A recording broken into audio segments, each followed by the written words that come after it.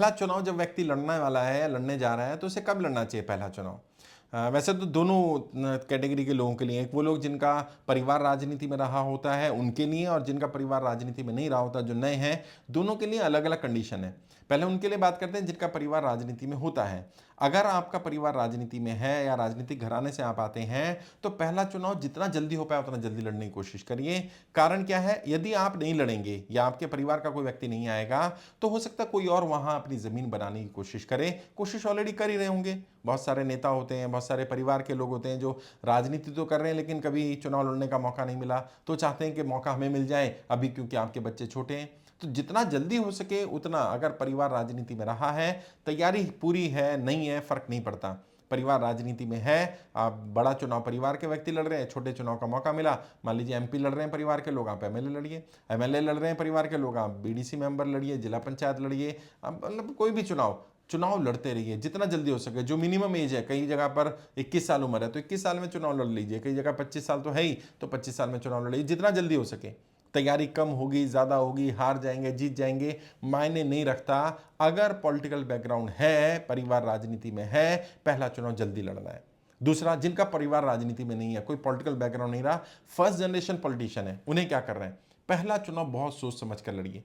क्योंकि एक बार अगर आपकी छवि बन गई ना कि आप नॉन सीरियस उम्मीदवार हैं, आप केवल वोट काटने के लिए लड़ते हैं, आप केवल चुनाव लड़ने के लिए चुनाव लड़ना चाह रहे हैं, आपका अपना जनाधार नहीं है, आपका सपोर्ट सिस्टम नहीं है, आपको राजनीति के बारे क्या नहीं पता है, आप पर्दे के पीछे की राजनीति समझते नहीं है, तो इससे बहुत बड़ा नुकसान भी हो सकता है। हुआ है बहुत सारे लोगों को नुकसान। हुआ क्या, चुनाव में उतर गए, बिना तैयारी के उतर गए, क्योंकि उनको लगा जैसे बाकी लोग लड़ते हैं वैसे ही लड़ लेंगे, कम से कम चुनाव में नाम तो हो जाएगा, लोग पहचान तो लेंगे। या फिर वो जो काशीराम जी ने कहा कि पहला चुनाव हम हारने के लिए लड़ते हैं, दूसरा हराने के लिए लड़ते हैं, तीसरा जीतने के लिए लड़ते हैं, वो दिमाग में बैठ गया। काशीराम जी ने बात कही थी, बात सही है, लेकिन उन्होंने ये नहीं कहा था बिना तैयारी के लड़ना है, उन्होंने ये नहीं कहा था बिना संसाधनों के उतर जाना, उन्होंने ये नहीं कहा था कि आप अपने आप को राजनीति में स्थापित करे बिना पहला चुनाव लड़ लें। पूरी तैयारी करें, सब कुछ करें, फिर भी मन में रखें कि पहला चुनाव हारने के लड़ेंगे, कोई दिक्कत नहीं है, दूसरा हराने के लड़ेंगे और तीसरा जीत जाएंगे। लेकिन आज के ज़माने में पहले में भी जीता जा सकता है अगर तैयारी पूरी कर लें।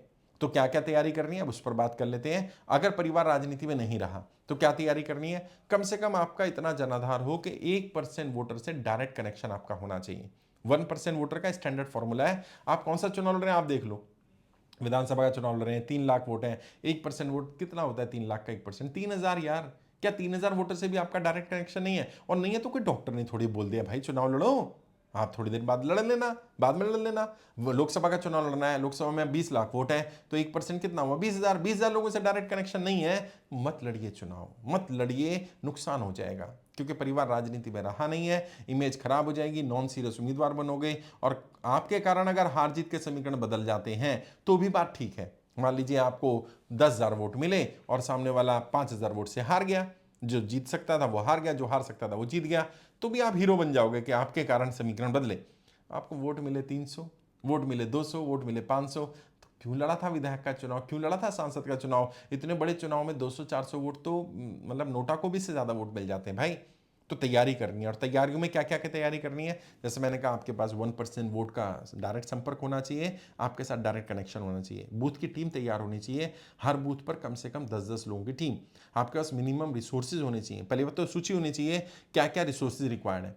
पैसा एक रिसोर्स है लेकिन पैसा एकमात्र रिसोर्स नहीं है, पैसे के अलावा भी रिसोर्सेज चाहिए, तो पूरी सूची होनी चाहिए क्या क्या रिसोर्सेज चाहिए चुनाव लड़ने के लिए। हर चुनाव के लिए रिसोर्सेज अलग अलग होते हैं। टीमें 9 टीमें होती हैं चुनाव में, मोटे मोटे तौर पर हर कॉन्स्टिट्यूंसी के हिसाब से, हर चुनाव के हिसाब से वो टीमें बदलती रहती हैं, उनके रूल बदलते रहते हैं, लेकिन मोटे मोटे तौर पर 9 टीमें बनाते हैं। तो वो 9 टीमें कौन सी, कैसे बनानी है, कब बनानी है, उनमें किन लोगों को रखना है, टीम बन गई है तो टीम को मजबूत कैसे करना है, टीम अपना काम कैसे करेगी, कैंपेन डिजाइनिंग टीम है मान लीजिए, तो कैंपेन कितने दिन पहले डिजाइन करना है, डे 1 से क्या करना है, जब आप बिल्कुल नए हैं तो आपका पदार्पण कैसे होगा राजनीति में, जब आप राजनीति में पहला दिन काम शुरू करते हैं तो किस तरह से करेंगे, जब चुनावी राजनीति में उतरने का मन बनाते हैं तो कैसे उतारना है अपने आप को राजनीति में, क्या मैसेज जाना चाहिए जनता के बीच में। एक तो ये मैसेज हो सकता है कि मैं चुनाव लड़ने आ रहा हूं, और एक मैसेज हो सकता है जनता आपको चाहती है आप चुनाव लड़ें, तो जनता कब चाहेगी, कैसे मैसेज जाए जनता के बीच में कि ये व्यक्ति चुनाव लड़ना नहीं चाहता है, लेकिन क्योंकि जनता चाहती है ये व्यक्ति हमारा उम्मीदवार बने, हमारा नेता बने, इसलिए राजनीति में आ रहा है। तो उसके लिए आपको भी तो अपनी तैयारी कुछ बेसिक ऐसी करनी पड़ेगी ना, जिससे जनता के बीच में मैसेज जाए कि हाँ वाकई इस व्यक्ति को जनता पसंद करती है, जनता चाहती है, इसलिए राजनीति में आया।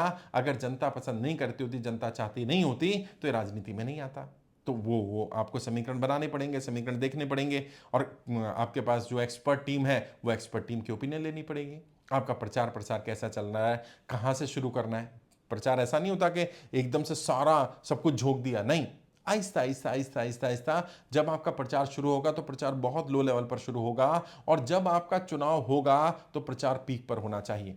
इस तरह की रणनीति बनाएंगे कि प्रचार पीक पर तब पहुंचेगा जब हम चुनाव लड़ रहे होंगे। चुनाव लड़ते समय हमारा चुनाव प्रचार पीक पर होना चाहिए। और पीक पर चुनाव पहुंचाने के लिए हमें क्या करना है, हमें अपने आप को पहले तैयार करना है कि शुरुआत ऐसी होनी चाहिए कि चुनाव सीधा ऐसा ना हो जाए कि ज़्यादा उठ जाए। लहर बनानी है तो लहर बनाने वाली टीम कब बनानी है, वो टीम में कैसे लोग होने चाहिए। अच्छा, लहर किस आधार पर बनेगी, उम्मीदवार के आधार पर भी लहर होती है, पार्टी के आधार पर भी होती है, क्षेत्र के आधार पर भी होती है, मुद्दे के आधार पर भी होती है। आप कौन सी वाली लहर बनाएंगे, सारी बनाएंगे तो सारी कैसे कैसे, कौन सी लहर पहले बनाई जाएगी। टिकट नहीं मिलता है तो क्या करना है, टिकट मिल जाएगा तो क्या करना है। पार्टी के उम्मीदवार बनेंगे तो अलग तरह की तैयारी होगी, इंडिपेंडेंट होंगे तो अलग तरह की तैयारी होगी, उन सब के बारे में जानना पड़ेगा।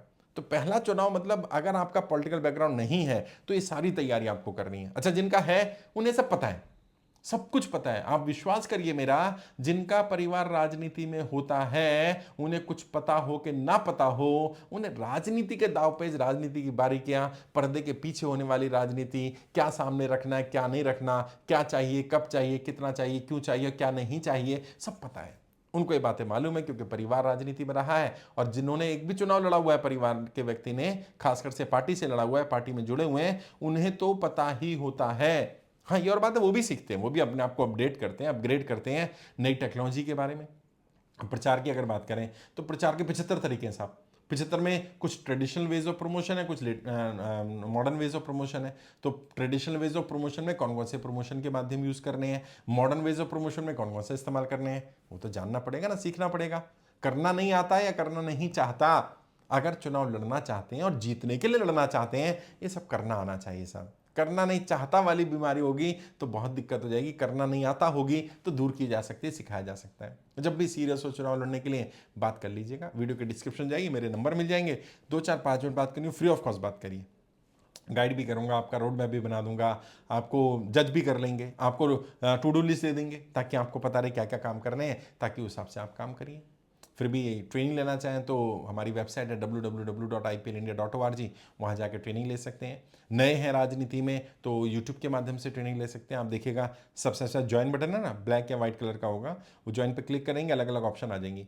राजनीतिक युवा संसद है, राजनीतिक छात्र संसद पहली कैटेगरी है, युवा संसद है, राजनीतिक महिला संसद है, मंच पर बोलने की ट्रेनिंग है। जो ट्रेनिंग जिस कैटेगरी लेना चाहे ले सकते हैं। जिस कैटेगरी लेंगे, मान लीजिए मंच पर बोलने की ट्रेनिंग लेंगे तो उसमें बाकी ऊपर की सारी कैटेगरी की ट्रेनिंग भी ऐड ऑन होगी। हर महीने हर हफ्ते एक नई वीडियो भी मिलेगी और लगातार मुलाकात भी होती रहती है। फेसबुक पर भी, यूट्यूब पर भी लाइव मुलाकात होती है, और ग्राउंड पर भी हम लोग प्लानिंग कर रहे हैं, ग्राउंड पर भी मुलाकात करेंगे हम इन लोगों से। ऐसी अगर महिला संसद की लेते हैं, राजनीति महिला संसद, तो उसमें युवा और छात्र वाली भी आपको वीडियोस मिलती रहेंगी। युवा वाली लेनी है तो युवा में युवा और छात्र की दोनों मिलेंगी, छात्र वाली लेना चाहे तो खाली छात्र की ले सकते हैं। आज के लिए इतना ही। आपके उज्जवल राजनीतिक भविष्य के लिए हार्दिक शुभकामनाएं। जय हिंद, जय भारत।